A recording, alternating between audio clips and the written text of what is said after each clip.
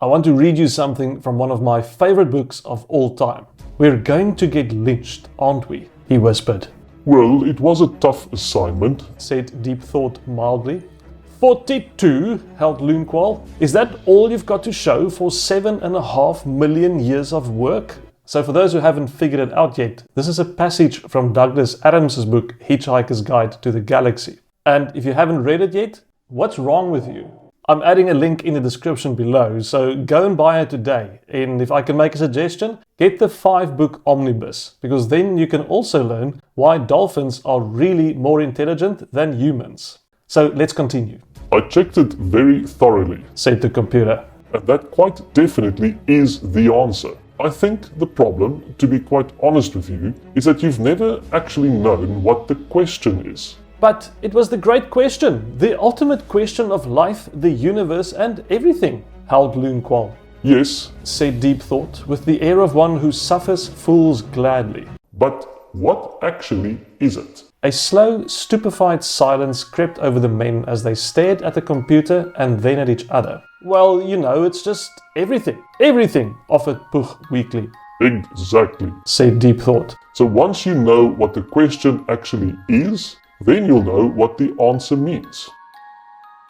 Why do I quote this passage from Adam's story? Well, you've got to appreciate this. When the aliens first instructed Deep Thought, they made the same 2 mistakes that we make every day when using Chat-GPT or Claude or Midjourney or whatever Gen AI tool you use. You see, they gave it a shitty prompt based on a false interpretation of its capability. If they knew the right prompt, in other words, the ultimate question that described the ultimate answer of 42, then everything would have made sense. And that is unfortunately exactly what happens every day with users like you and me when we make use of our AI tools. To have even a chance of getting the most out of these tools, you need to remember 2 very important things.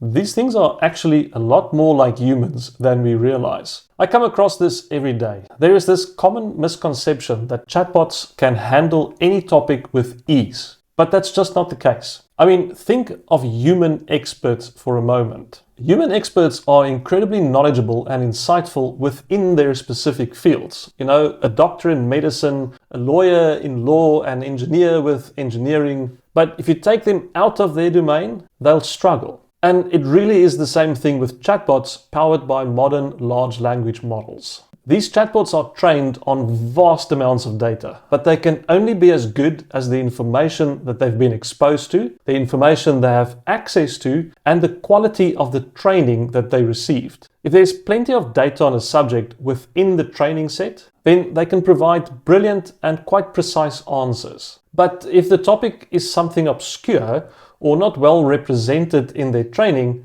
then they are probably going to hallucinate a bit. So treat these AI tools like you would treat a human expert. Use them for what they've been trained on and you'll get fantastic results. Now, secondly, they may seem very clever, but they still operate incredibly dumb at the same time. You see, when a chatbot provides an answer, it might seem very insightful, but remember, it doesn't review or refine its own output before it presents it to you.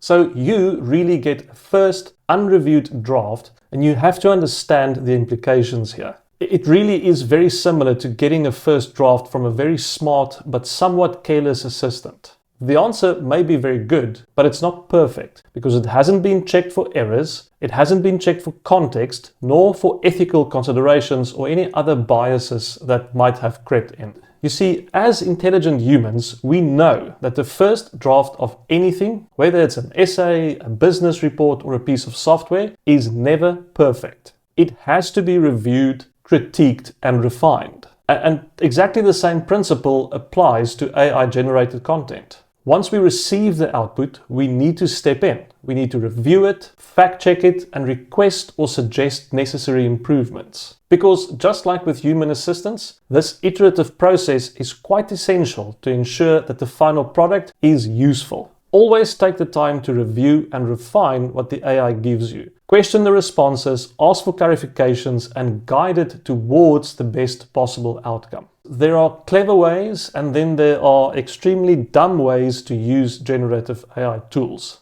Think of AI like a spirit level, something I suppose most of us are familiar with. You see, a spirit level is a very precise instrument that helps you achieve precise alignment. But if you use it in a manner other than directed on the box, for example, trying to hammer nails with the thing, then you are going to get poor results and potentially you are going to damage that tool. Now, the same thing with generative AI. If you are going to be careless or ask poorly designed questions or expect them to do miracles or work outside of their capabilities, then you are probably going to be disappointed. But if you really understand how to work with these tools, then you can achieve quite remarkable results in a portion of the time it would have taken you otherwise. Now, if you want to learn how to really use these tools well, click on the link in the description below to get more information about our AI and Me Learning and Support program. Not only will it allow you to really get the most value and the best results from using the current AI tools, but it will also position you to remain an AI super user as these tools develop and improve over time.